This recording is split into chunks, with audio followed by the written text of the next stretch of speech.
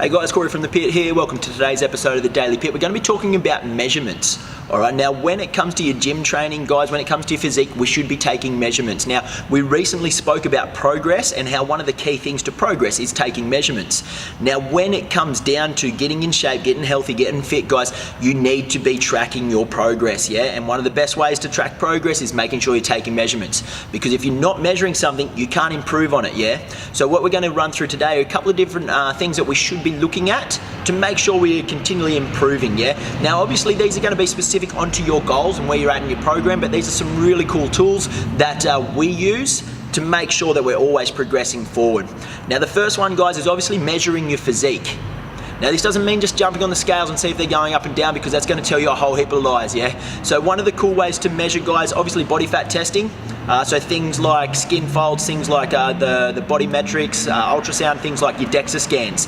These are going to be very accurate, and it's going to be something really cool that you can take actual measurements from. You can see the different numbers. You can see your lean muscle mass going down. You can see your body fat, hopefully lean muscle mass going up, sorry, and your lean body mass going up, and your body fat percentage going down. Sorry, struggle on that one. So they're really cool to see what's actually changing in your body, rather than just jumping on the scales and hoping, you know, it's going to be mixed signals and everything there, what you're going to get from that.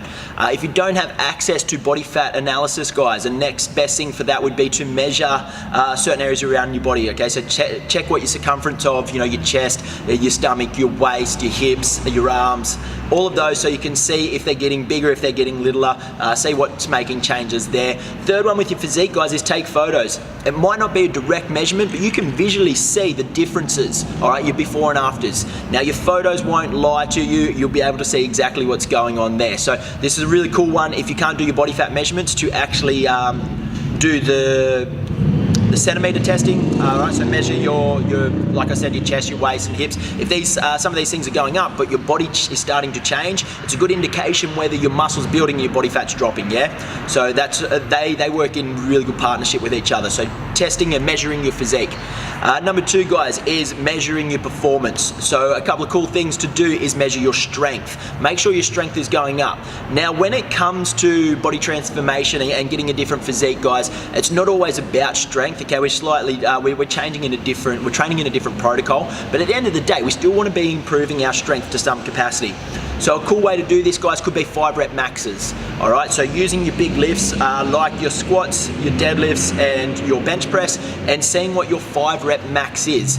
Now, this will give you a good indication, and it's a lot safer than doing, say, a 3 or a 1 rep max. In my opinion, unless you're a powerlifter or an athlete, I wouldn't go any less than the 3 rep max. So if you're sitting at that 5 rep max, guys, measure what they are on the 3 big lifts, and this is something you could probably do every 6 to 8 weeks. Now, sorry, I didn't say this before. With your physique measurements, guys, you should be doing this every sort of 4 weeks to make sure there's changes going.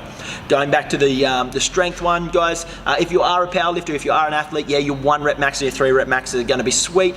If you're just, you know, doing it for your for a body transformation, guys, look at your 5 rep max. You're still going to get a really good indication of your progress, but it's going to be a lot safer. And the last one, guys, is some form of conditioning test.